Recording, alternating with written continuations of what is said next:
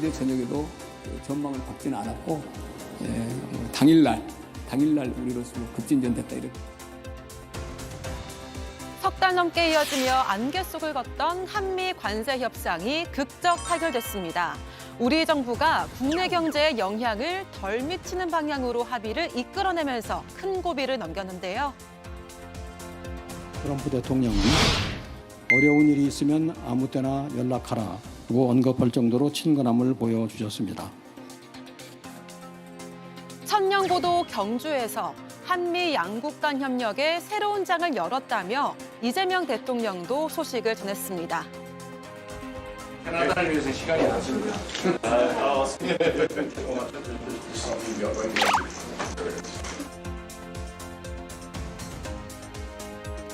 한 캐나다 정상회담으로 일정을 시작한 이 대통령, 여러 정상들과도 릴레이 양자회담을 이어가는데요. 잠시 후에는 다카이치 일본 신임 총리와 마주 앉게 됩니다. 트럼프 전용 차량 더 비스트와 시진핑 의정 차량 훔치가 함께 달렸던 오늘의 경주에서는 전 세계를 들썩이는 소식들이 이어지고 있습니다. 예, 오늘 오전과 오후에도 저희 JTBC 특보로 경주 상황 생생하게 전해드렸습니다. 오늘 이가혁 라이브도 관련 소식 전해드리고요. 또 윤석열 전 대통령 공판 소식도 함께 챙겨드리겠습니다. 오늘 아침 신문을 보니까 어제 저녁에 발표됐던 한미 관세 협상 타결 관련해서 대부분 긍정적인 평가가 많이 나왔습니다. 지금 보고 계시는 이런 제목들입니다. 이른바 보수 성향으로 분류되는 언론에서도 정부의 노력에 대해서 긍정적으로 평가하는 그런 분위기였습니다. 김유정 의원님, 네. 재계에서도 일단은 불확실성이 거쳤다라는 측면에서 굉장히 환영 메시지를 내더라고요. 예. 도대체 언제 타결이 될 것인가라는 그 안개 속을 헤매다가 예. 일단 안개가 거쳤다는 것만으로도 상당히 우리 경제에는 청신호가 켜진 거다라고 생각을 하고요.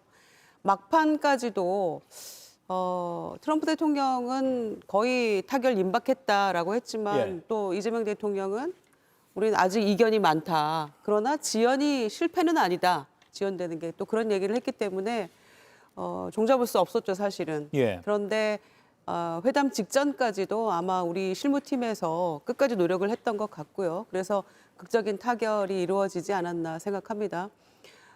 국익에 기반해서 어떻게 할 것인가, 그다음에 그 거액의 돈들을 투자처는 어떻게 될 것인가, 예. 그다음에 우리 금융이나 외환 상황에는 부담이 없을 것인가, 그런 최소화하는 방향으로 이제 이 협상이 이루어져야 된다라는 어떤 기본 전제들이 있었는데 대체적으로 거기에 부합하는 협상이 된 것 같고요. 상당히 이 여건이 어려운 상황이었잖아요. 뭐 3,500억 불 당장 선불로 내놔라, 이런 상황에서 이루어졌던 관세 협상이었기 때문에 지금 어려운 여건에서 상당히 선전했다, 다행이다, 이런 정도의 반응들이 곳곳에서 나오고 있는 것 같습니다. 예, 정광재 의원님, 예. 불확실성이 거쳤다 동의하십니까? 경제계 또 자본시장에서 제일 싫어하는 게 불확실성이라고 해요. 예. 그러니까 악재보다도 더한 악재가 어떤 불확실성이라고 얘기하는데 그런 측면에선 환영할 만하다고 생각합니다. 국민의힘 공식 논평에서도 불확실성을 제거했다는 측면에선 환영한다, 이렇게 설명을 했죠. 예. 근데 여기에는 많은 단서가 달라붙을 것 같습니다. 몇 가지를 말씀드리자면 첫 번째, 7월 말에 이 3,500억 불 가운데 175억 불만 현금이라고 했는데 어떻게 한 3개월 지난 사이에 다시 2,000억 불로 늘어난 건지에 대한 설명, 이런 부분을 우리 정부가 분명히 해줘야 할 것 같고요. 스와프가 반드시 이루어져야 한다고 했습니다. 외환시장의 불확실성을 없애기 위해서는 우리나라가 기축통화국이 아니기 때문에 한국과 미국의 스와프가 필요하다고 했는데 이 부분은 또 언급되지 않았어요. 그 투자 금액이 줄어들었기 때문에 이 필요성도 적어졌다라고는 하지만 여전히 외환시장에서의 불확실성은 상존한다고 생각합니다. 또 하나는 농산물 시장 완전 개방, 이렇게 미국은 얘기하고 있는데 우리는 또 지켜냈다고 얘기하고 있단 말이에요. 미국이 지금 워싱턴 그 백악관 홈페이지를 가면은 팩트시트라는 것을 밝혔습니다. 예. 근데 그 팩트시트와 정부가 발표하는 것에는 일정 부분 차이가 있기 때문에 앞으로 뭐 추가로 우리가 더 양보해야 하는 것이 있는 것은 아닌지, 특히 반도체 관세와 관련한 부분도 이견이 있거든요. 이런 것들을 종합적으로 판단하지 않는 한 이게 완전한 성공이다, 뭐 선방했다라고 평가하기는 어려울 것 같습니다. 그래서 제가 지난 7월 말에 아마 앵커께서 예. 7월 말 성과에 대해서 어떻게 생각하느냐, 그래서 80점 드렸다고 했는데 예. 오히려 그때보다도 후한 점수를 받기는 어려운 상황 아닌가라는 판단도 해봅니다. 예.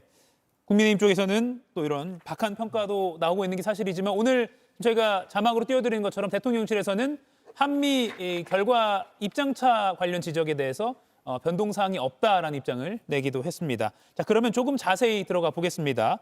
3,500억 달러 대미 투자 이걸 어떻게 할 것인가 중에서 연간 투자 상한을 200억 달러로 해서 총액을 2,000억 달러 이렇게 했습니다. 그러니까 일종의 뭐 할부라고도 볼 수 있을 것 같고요.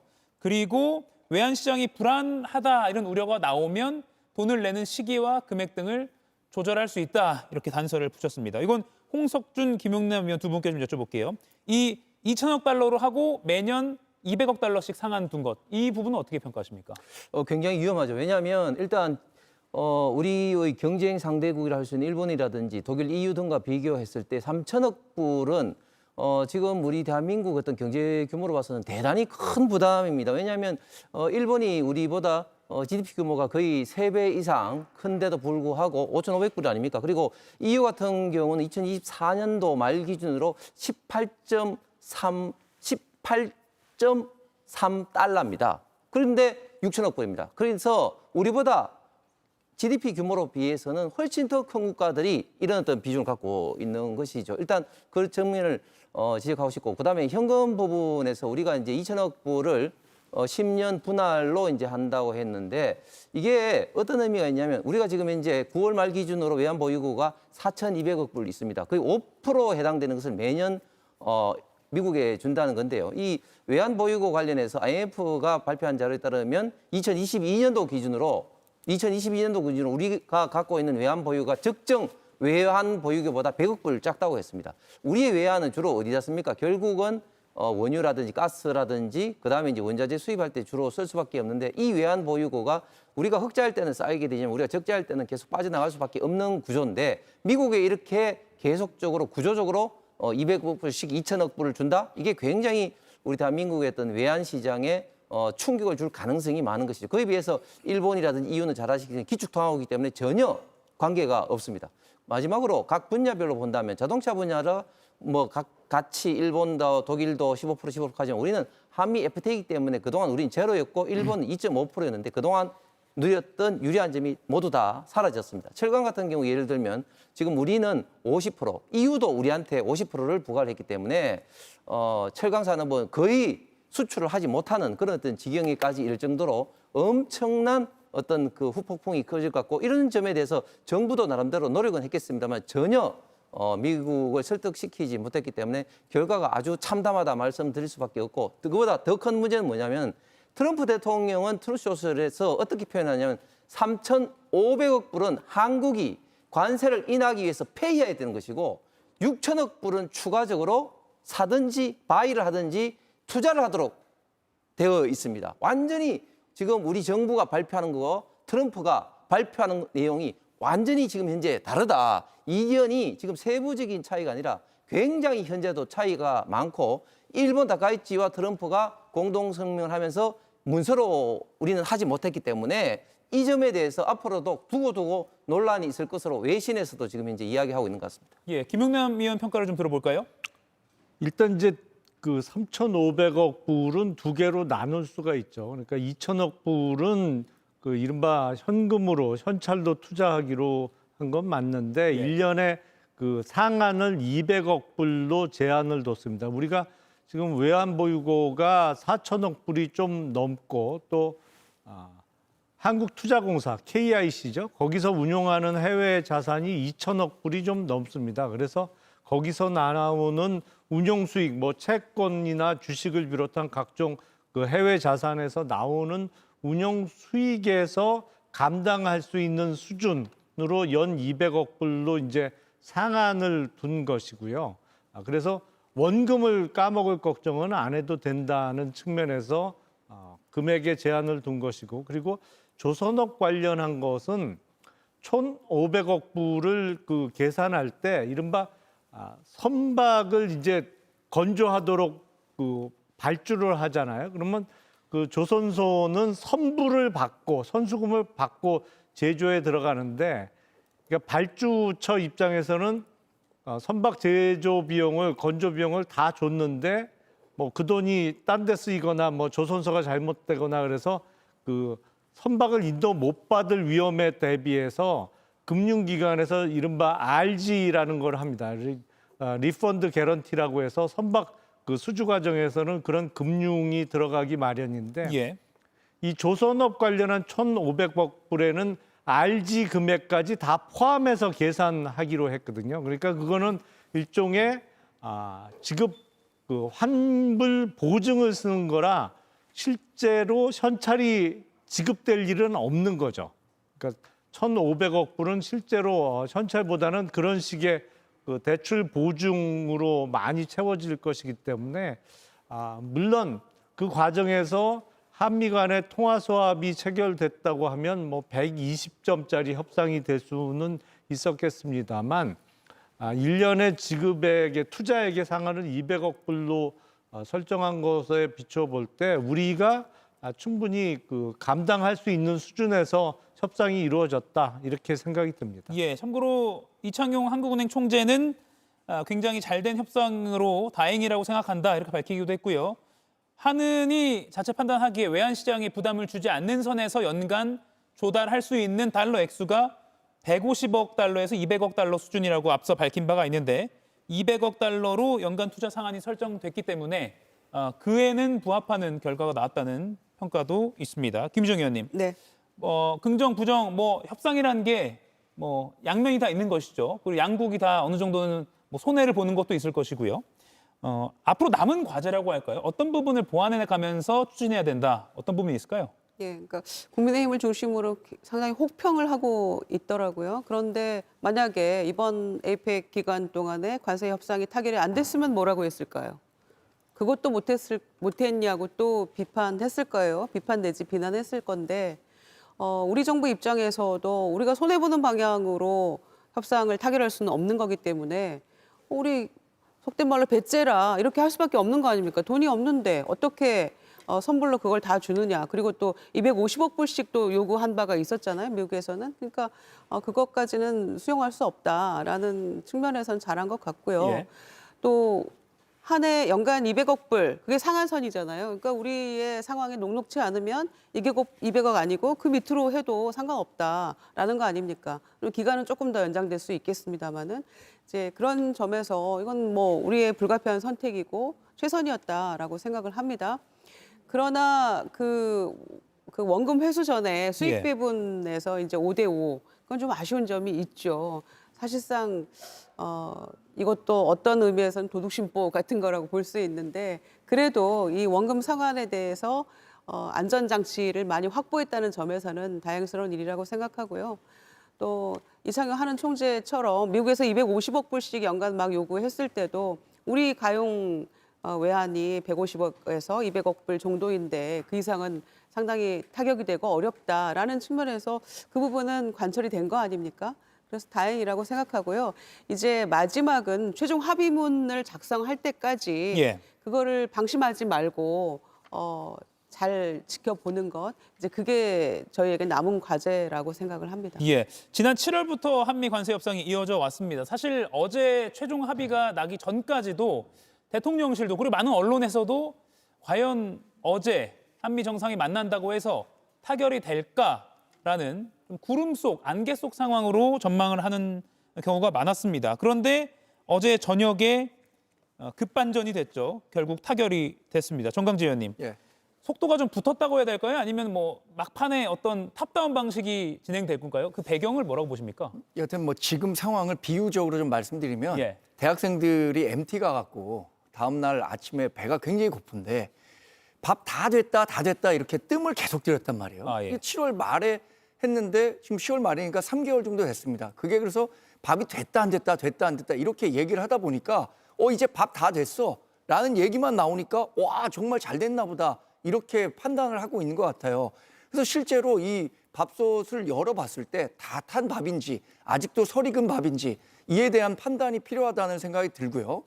결국에는 김희정 의원님 말씀하신 것처럼 이번에도 만약에 에이펙 정상회담을 계기로 관세 협상이 타결되지 않았다라고 한다면 이재명 대통령이 갖게 되는 정치적인 타격이 훨씬 더 컸을 것이라고 생각합니다.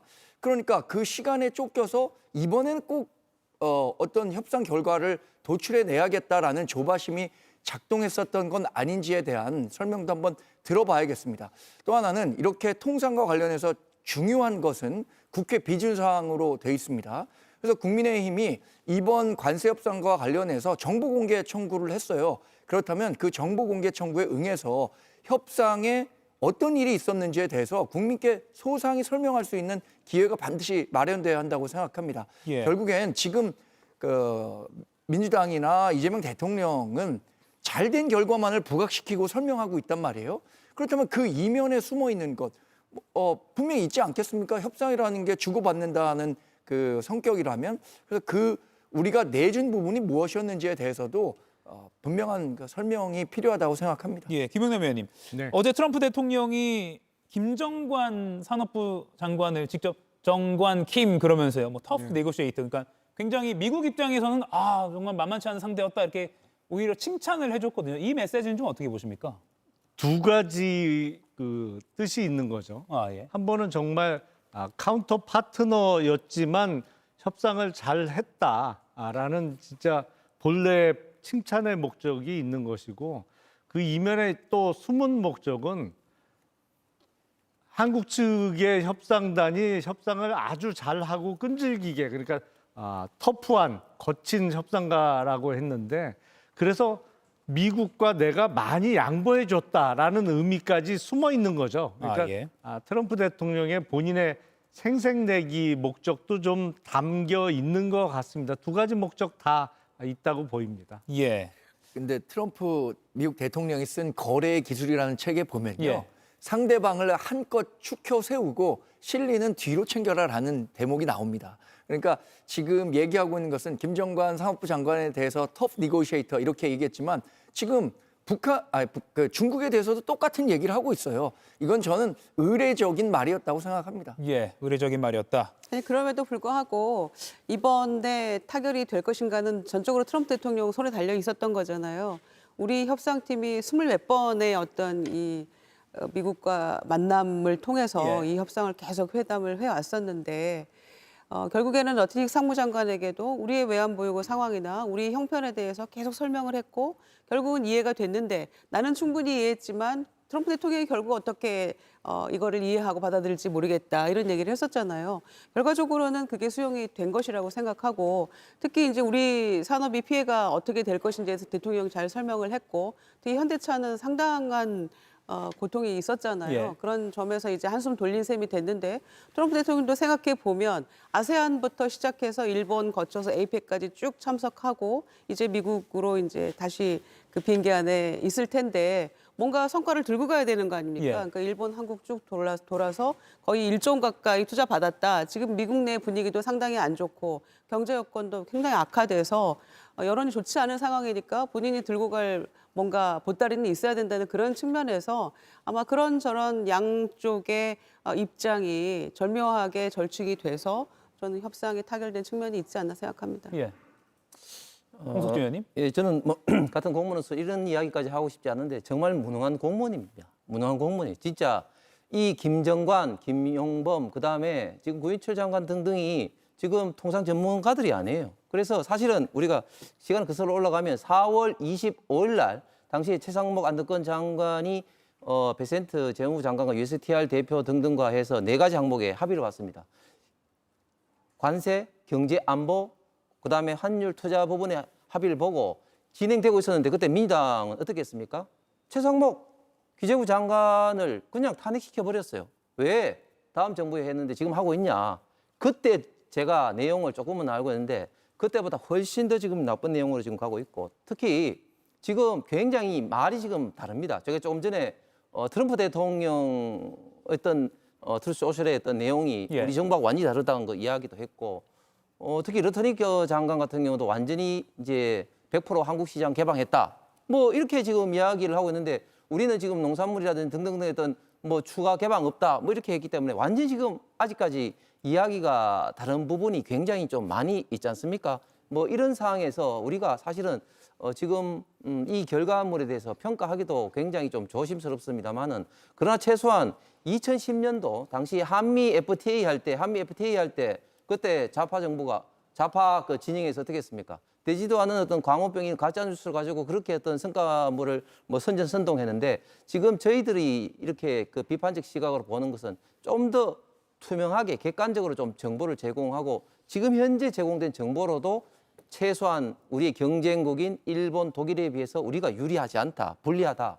더 큰 문제는 뭐냐면 지금 정부가 7월 말에 했을 때 어떤 이야기를 했습니까? 그때는 현금 투자가 뭐 5%밖에 되지 않는다. 그다음에 수익은 다 재투자다. 이렇게 했는데 저희가 이 시간에도 미국하고 이야기 다르다. 이 수익은 미국이 가져간다 한다 하는 것에 대해서 그렇지 않다고 정부가 계속 이야기했잖아요. 여기에 대해서 거짓말로 드러난 이런 부분에 대해서는 한마디 사과도 없이 또 어물쩍 지금 넘어가고 있습니다. 그래서 이 평가가 조금 있다가 이제 다시 나오겠지만 현재 상태에서는 아직까지도 미국하고 우리 대한민국의 입장 차이가 굉장히 지금 큰 상황이 있는 것 같습니다. 강하게 비판하셨는데 김용남 의원님. 그러니까 이번 협상의 어려움에 대해서 좀 말씀을 드리면 사실은 지금 미국의 그 상황은 우리가 알던 과거의 미국하고는 전혀 다릅니다. 그러니까 미국을 비롯한 서양 문화권에서는 뭐 가능한 한 모든 것을 가능한 빨리 문서화하는 게 원래 그 사람들의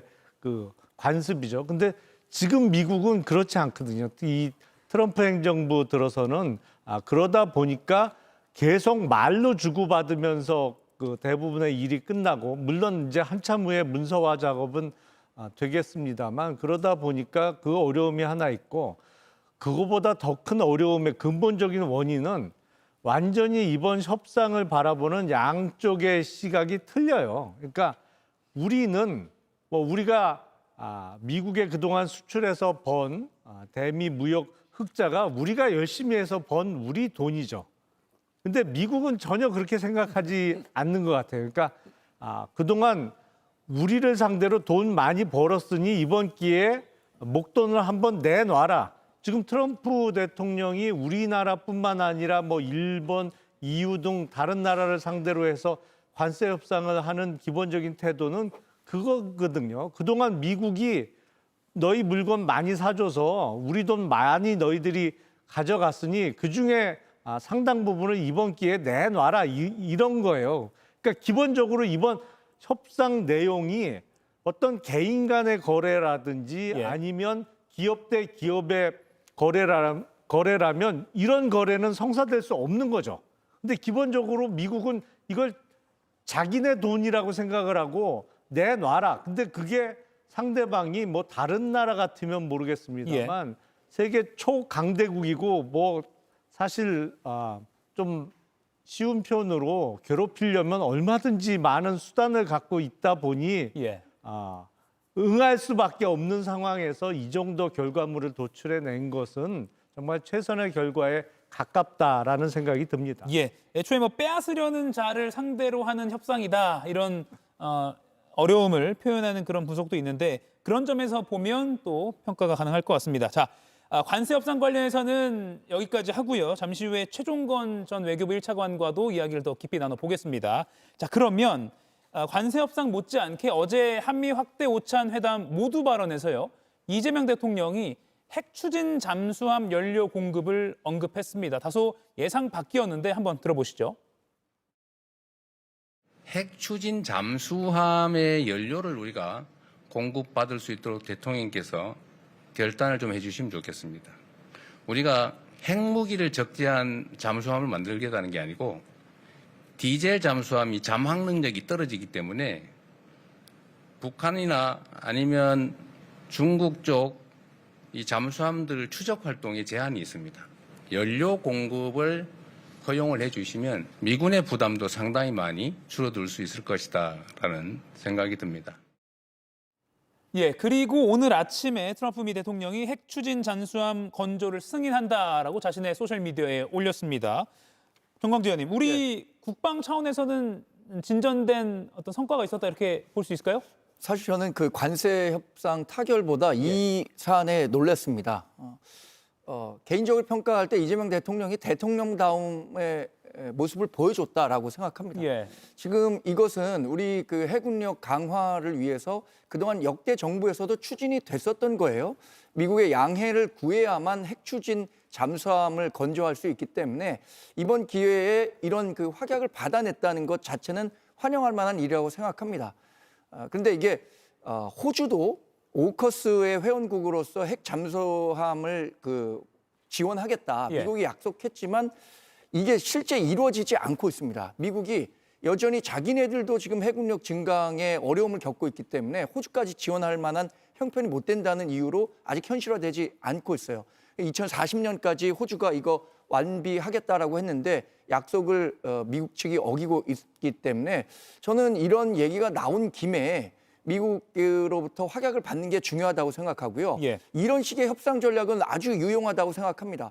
결국 우리에게도 도움이 되고 미국에게도 전략적 가치에서 도움이 될 수 있다라는 측면을 강조한다면 미국의 적극적인 협조를 이끌어낼 수 있다고 생각이 들거든요. 예. 이번 관세 협상에서도 저는 그 이재명 대통령이 미국 측에 한국이 미국과 어떤 식의 그 경제적 협력 관계를 통해서 미국에도 도움이 될 수 있다. 이 점을 더 적극적으로 트럼프 미국 대통령은 물론이고 미국 정치권에 설득할 수 있었다면 더 좋은 결과를 만들어낼 수도 있었다고 생각하기 때문에 아까 말씀드렸던 것처럼 이번 관세 협상에 대해서 조금 박한 평가를 드린 거고 이런 식의 안보 협력 전 잘했다고 평가합니다. 예, 김용래 의원님, 바로 오늘 아침에 트럼프 대통령이 반응을 보였어요. 예, 그렇죠. 그런 거 보면 트럼프 대통령이 정말 정치인은 정치인이에요. 제가 추측을 해보면 예. 아마 양국 정상이 회담을 할 때 사실은 미국도 좋은 일이거든요. 왜냐하면 동북아 항해에서 동북아 해양에서 예. 중국의 해군력 증강에 대해서 이걸 견제하기 위한 미국이 이제 여의치 않은 점이 있습니다. 왜냐하면 미국은 전 세계 모든 해양을 커버를 해야 되는데 중국은 딱 자기네 앞바다인 동북아 여기만 집중하면 되거든요. 예. 그런데 우리가 핵 추진 잠수함을 보유하게 되면 아무래도 미군의 어떤 그 군사 작전상의 부담을 좀 상당 부분은 덜어줄 수 있는 측면이 있는 것이죠. 그래서 미국과 우리 모두 윈윈하는 결론인데 보면 정상회담 할 때 바로 오케이를 안 하고 오늘 그러니까 우리 시간으로 아침에 예. 그게 딱 보면 미국의 저녁 프라임 뉴스 타임에 그 뉴스가 나온 거예요. 그러니까 트럼프 대통령이 또 한미 간의 외교와 관련해서 그 저녁 미국의 주요 뉴스를 또 점유할 수 있는 또 한 번의 기회를 갖게 된 것이죠. 예. 그래서 저는 아마 내심으로는 정상회담 그 자리에서 승인하고 싶은 마음을 갖고 있었는데 조금 몇 시간 미뤄서 발표한 것이 아닌가 싶습니다. 예. 이 핵 추진 잠수함이라는 게 군사적으로는 게임 체인저라고 불립니다. 일종의 디젤차, 그러니까 엔진이 디젤인 게 아니라 핵 연료로 잠수함이 계속 갈 수 있기 때문에 사실상 무한대로 자망을 할 수 있다. 그리고 소음도 적기 때문에 디젤 엔진에 비해서 적에게 노출이 덜 된다라고 해서 굉장한 그 해군 전력의 상승을 가져온다라고 분석이 나오고 있습니다. 그런데 이 한미 정상회담 성과 중에 하나로 꼽히는 핵 추진 잠수함 부분을 오늘 국민의힘 지도부가 좀 박하게 평가한 게 있었습니다. 그리고 국민의힘 내부에서 좀 엇갈리는 반응이 나왔습니다. 들어보시죠. 작일 이루어졌던 3,500억 달러 한미 딜.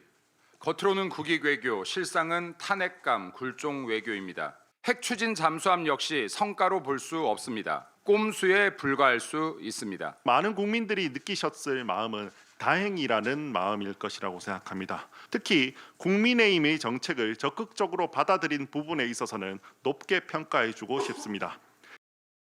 이 핵 추진 잠수함이 앞서 말씀드린 대로 이점이 많기 때문에 노무현 정부 때 그리고 문재인 정부에서도 추진을 해왔고요. 그리고 지난 대선 당시에는 국민의힘 김문수 한동훈 후보가 공약으로도 내세우기도 했습니다. 그런데 김민수 최고위원은 뭐 성과를 볼 수 없다 이렇게 평가했거든요. 어떻게 봐야 됩니까? 그러니까요. 성과가 아니라고 우기고 어깃장 놓으면 마음이 좀 편할까요? 저는 국민의힘이 당황했다고 생각합니다. 왜냐하면은 이게 역대 정부의 어떤 수건 사업 같은 거였는데 이재명 대통령이 트럼프 대통령 면전에서 지금 이 얘기를 공개적으로 꺼냈잖아요.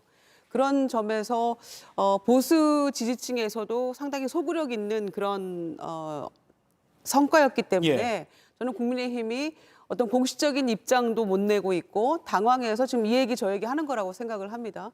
특히 미국에서 역대 정부에서 우리 정부에서 그렇게 원했던 거지만 반대했던 이유가 있었잖아요. 그러니까 핵 비확산 그걸 원칙으로 삼았기 때문에 여태 반대했는데 트럼프 대통령이 필요성에 공감하고 이렇게 해준 거잖아요. 그러면은 핵 연료를 군사적 목적으로 사용하는 것을 제한했던 원자력 협정도 개정할 수 있는 것이고 굉장히 순조롭게 일들이 풀려나가는 거잖아요.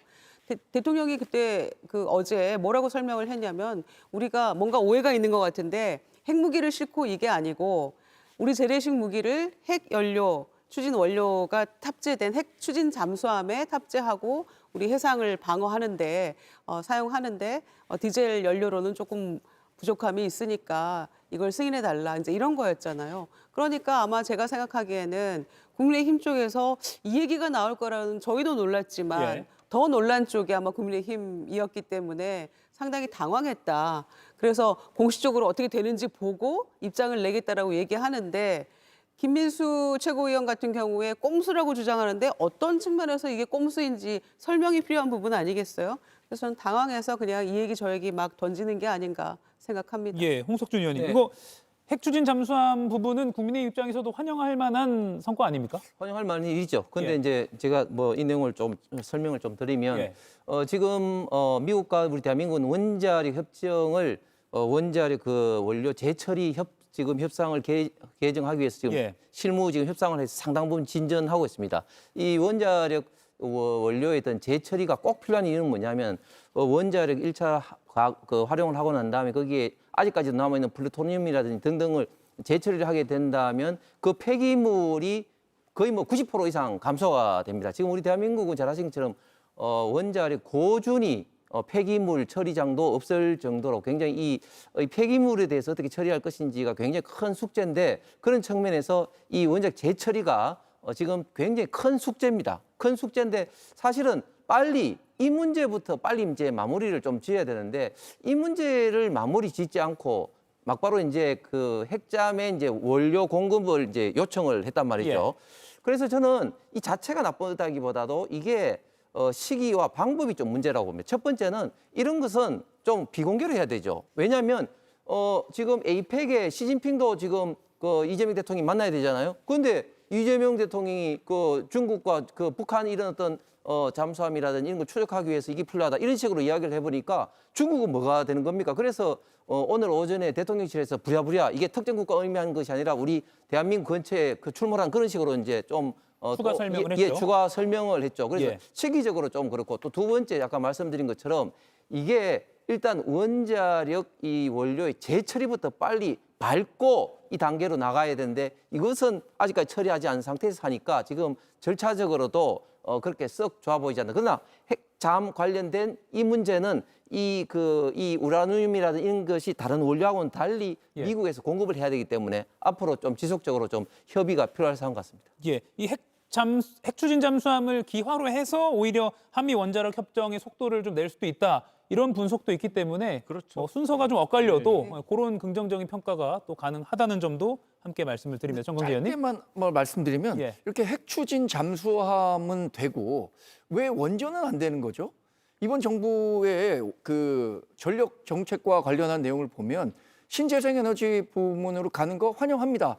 그런데 그 기저 전력으로 활용할 수 있는 전력을 만들기 위해서는 SMR과 같은 원전을 적극적으로 활용하는 방향으로의 전환이 필요하다고 생각하는데 지상에서의 이 원전은 안 되고 핵 추진 잠수함은 시급히 도입해야 한다는 게 일종의 좀 어폐가 있어서 그 문제 제기만 좀 드립니다. 예. 조금 오해가 있으신 것 같은데, 그러니까 이재명 정부가 원자력 발전과 관련해서 그 대형 원전을 짓는 데는 아무리 빨라도 10년에서 15년이 걸리기 때문에 앞으로 이제 대형 원전 건설을 위해서 그동안은 이제 신재생 에너지에 집중하겠다는 것이고, 이른바 소형 원자력 발전, 그러니까 SMR과 관련해서는 SMR을 안 한다라고 밝힌 적이 한 번도 없어요. 그러니까 소형 원자력을 이용한 발전에 대해서는 이재명 정부가 열려 있는 자세라는 말씀을 드리겠습니다.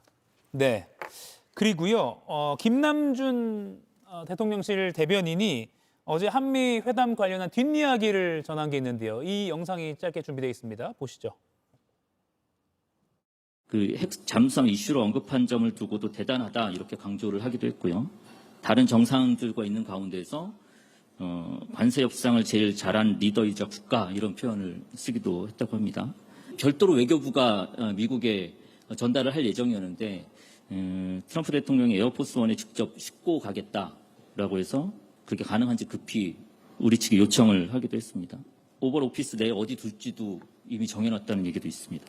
어제 한미 정상회담 끝나고 대통령께서 하신 말씀 중에 국력을 좀 키워야겠다 이런 이야기를 하셨고요.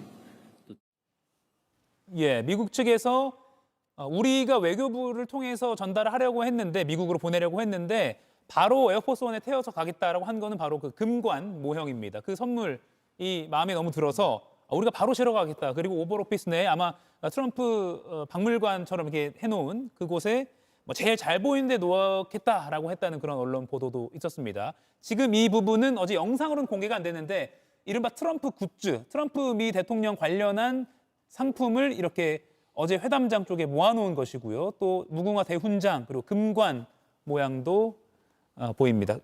김영남 의원님 짧게 김영남 의원님과 좀 여쭐게요. 의전 어떻게 보십니까? 아니, 저거는 트럼프 대통령의 취향을 제대로 이제 맞춰준 거죠. 예.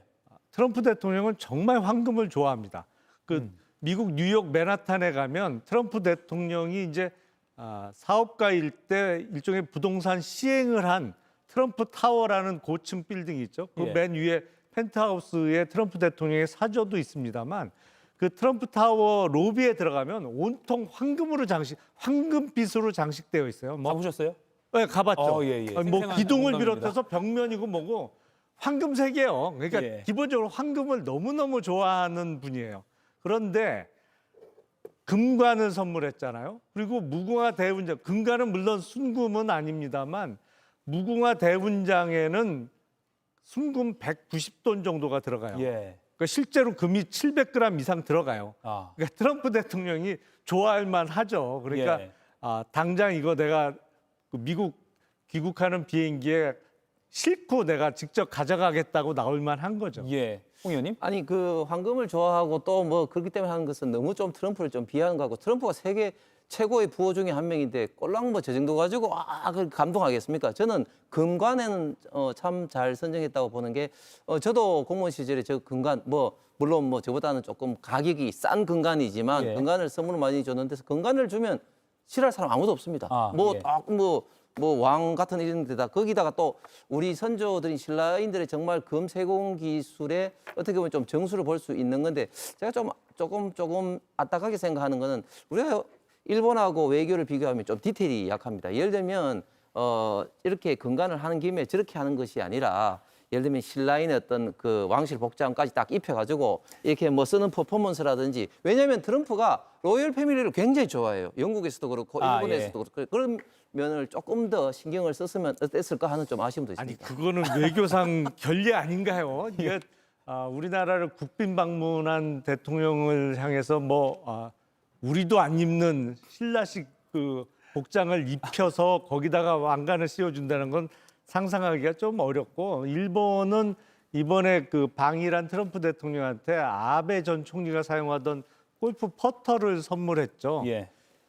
근데 아베 전 총리가 유명한 골프 선수도 아니었고 사실 골프 잘 못 치는 동영상을 우리가 과거에 봤잖아요. 예. 그러니까 트럼프 대통령 개인 입장에서는 아베 전 총리가 쓰던 골프 퍼터보다는 우리가 준 저 선물이 훨씬 와닿았을 것 같습니다. 예.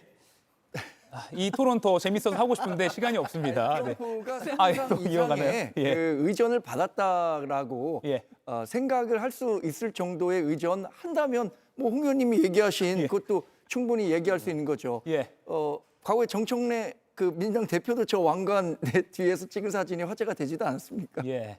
알겠습니다. 이런 좀 재밌는 토론 계속하고 싶은데요. 시간이 없어서. 오늘 경주에 국내 취재진뿐만 아니라 온 세계 언론에 관심이 쏟아지는 일이 있었습니다. 정확히 말씀드리면 경주 옆에 김해 공항입니다. 트럼프 미 대통령은 출국 직전에 그리고 시진핑 중국 주석은 도착하자마자 김해 공항 나래마루에서요. 미중 정상이 만났습니다. 보시죠.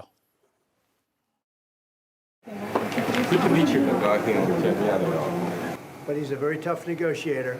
That's not good. I think we'll have a great understanding. President Xi is a great leader of a great country, and I think we're going to have a fantastic relationship for a long period of time. Over the years, I have stated in public many times that China and the United States should be partners and friends. This is what history has taught us and what reality demands. 예, 국내 언론에 제공된 그 영상이 시진핑 주석 같은 경우는 통역의 음성만 들어왔기 때문에 여성 통역의 목소리로 들으셨습니다.